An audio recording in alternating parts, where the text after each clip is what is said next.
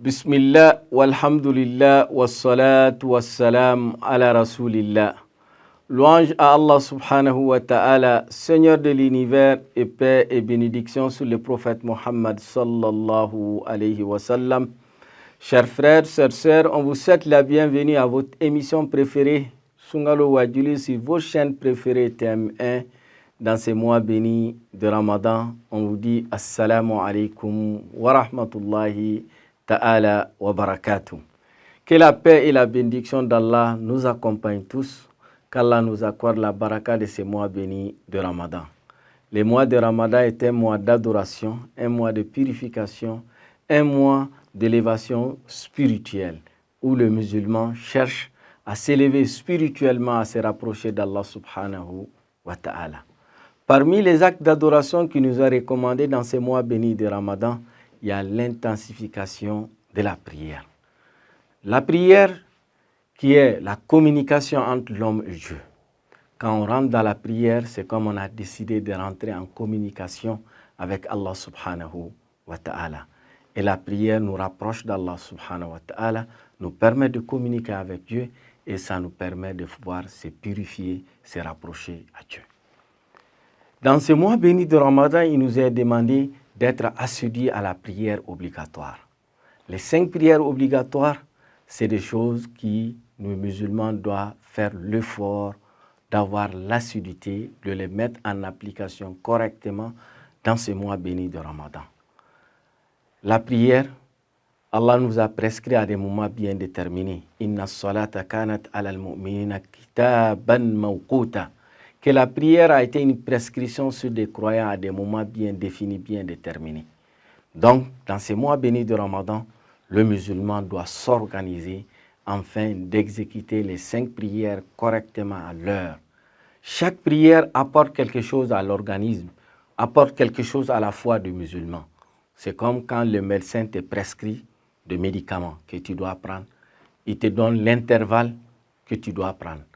L'intervalle, c'est l'intervalle où le médicament va jouer, va faire un impact sur ton organisme. C'est ça les 5 prières. Allah pouvait nous demander 17 rakats par jour. On peut donner matin ou soir ou à n'importe quelle heure qu'on veut, mais il a réparti. 2 rakats quand on se lève le matin, 4 rakats à midi, midi 30, 4 rakats à la prière de Asr, 3 rakats à la prière de Maghrib et 4 rakats à la prière d'Isha. Tout rassemblé, ça fait 17 rakats obligatoires. Et la répartition a un impact quand on les respecte, comme le prophète dit sallallahu alayhi wa sallam, quelqu'un qui se lave 5 fois dans la journée, est-ce qu'il y aura des souillures dans son corps? Donc, pour dire que le musulman doit être assidu dans les 5 prières pendant le mois béni de Ramadan. Mais le musulman ne se contente pas uniquement dans le mois béni de Ramadan de ces 5 prières. Il faut accomplir des œuvres surrogatoires.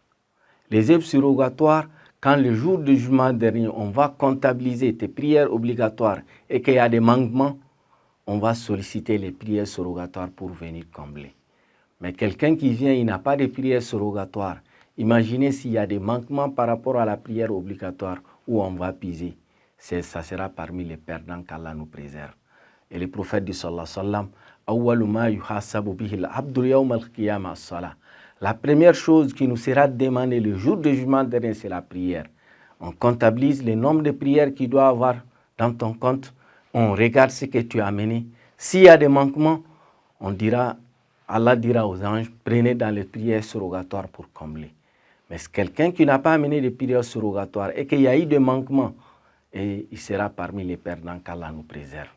C'est pour cela que le musulman, dans ce bas monde, doit multiplier les prières surrogatoires. Parmi les prières surrogatoires que nous accomplissons dans ces mois bénis de Ramadan, il y a ce qu'on appelle la prière de Tarawih. La prière de Tarawih qui se fait après la prière du Isha. Certains font 10 rakats, en plus de Shaf et Witr qui fait 13. Après la prière obligatoire, 4 rakats qui fait 17 rakats. D'autres font 27 rakats. Dans certains pays. Mais nous, très souvent ici, ce qui est beaucoup connu, c'est les 17 rakats ou moins que ça. Le musulman, quand on s'habitue à cela, sur le plan physique, ça t'apporte du bien dans ton organisme. Et sur le plan spirituel, ça te rapproche à Dieu. Et sur le plan social, très souvent, c'est une prière qu'on accomplisse en ensemble, en groupe.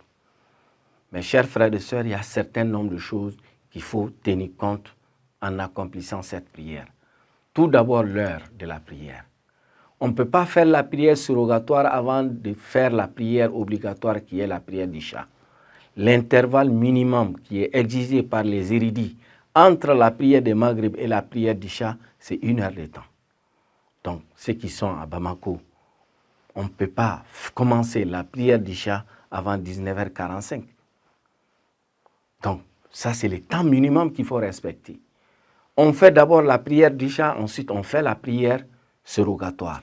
Et les gens sont tellement pressés qu'on veut tellement finir la prière, d'autres commencent avant même 19h45. Donc, il faut aller respecter les horaires de la prière. La prière, c'est quelque chose qui se fait dans un temps bien déterminé. On doit respecter l'heure de la prière pour que cette prière soit utile, pour que cette prière nous rapproche d'Allah subhanahu wa ta'ala.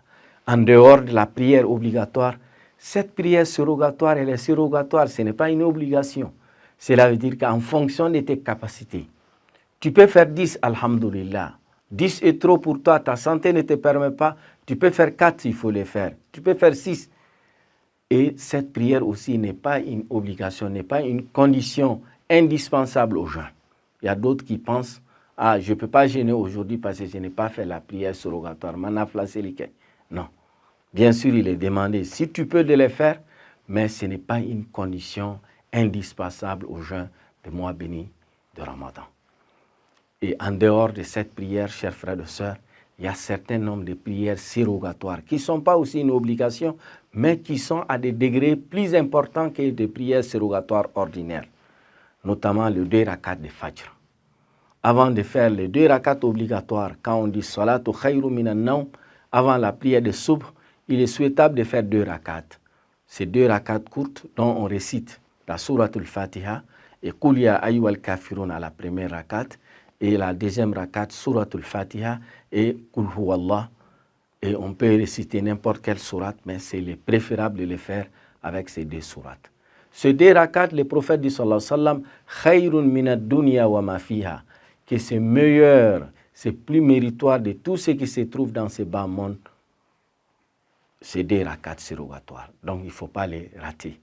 Et s'il arrive que tu partes en retard à la mosquée, tu trouves que la prière a commencé, juste après la prière, tu peux rembourser ces 2 rakats surrogatoires. Ou tu peux les mettre en retard, faire au moment où on fait la prière de Duha. Deuxième prière surrogatoire qui est beaucoup recommandée, ça c'est la prière de Duha. La prière de Duha, c'est 2 rakats qu'on fait après la levée du soleil jusqu'à l'heure de la prière de Zuhur, ce qu'on dit Selifana. Cet intervalle, fait 2 ou 4 rakats surrogatoires. Ça te donne de la lumière, ça augmente ta foi. Tu peux t'organiser avant d'aller au travail, faire tes 2 rakats. Ou une fois arrivé au service, avant de commencer le travail, tu fais 2 rakats. Ou quand tu as une pause, tu peux le faire à l'intervalle de ça. Et il y a certains aussi qui pensent, quand tu commences la prière de Duha, qu'il ne faut pas laisser, qu'il ne faut pas arrêter. Bien sûr, le musulman, quand tu commences de bien, l'idéal est de continuer. Mais s'il y a eu un empêchement, le jour où tu es empêché, ce n'est pas une obligation, tu continueras à avoir ta récompense auprès d'Allah subhanahu wa ta'ala. Il y a d'autres prières surrogatoires qui nous est recommandé, le prophète du sallallahu alayhi wa sallam. Celui qui veut avoir une maison dans les paradis, en plus de la prière obligatoire, qu'il fasse 12 rakats surrogatoires dans la journée, mais répartis comme tel. Le 2 rakats de Subh, rakat al-Fajr qu'on fait avant la prière de Subh. Faire 2 rakats surrogatoires avant de faire la prière de Selifana, la prière de Zuhur, ça fait 4. Faire 2 rakats après la prière de Zuhur, ça fait 6. Faire 2 rakats avant de faire la prière d'Asr, ça fait 8. Faire 2 rakats après la prière de Maghrib, ça fait 10. Et faire 2 rakats après la prière d'Isha, ça fait 12. Qu'Allah va te construire une maison ce jour-là dans les paradis. Et les 2 rakats surrogatoires après Isha, s'il arrive qu'on fait la tarawih à la mosquée ou chez toi à la maison, tu rentres dans la prière de tarawih avec cette intention.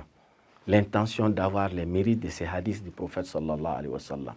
Donc, chers frères et sœurs, ce mois béni de Ramadan est un mois d'effort, est un mois de travail, un mois où le musulman cherche à avoir beaucoup de mérites auprès d'Allah subhanahu wa ta'ala, qu'Allah fasse de nous des croyants assidus dans la prière, qui exécutent la prière au moment ou à l'heure indiquée pour cette prière et qui les font avec foi, avec crainte d'Allah subhanahu wa ta'ala, qu'Allah exauce nos prières, qu'il guide nous pas.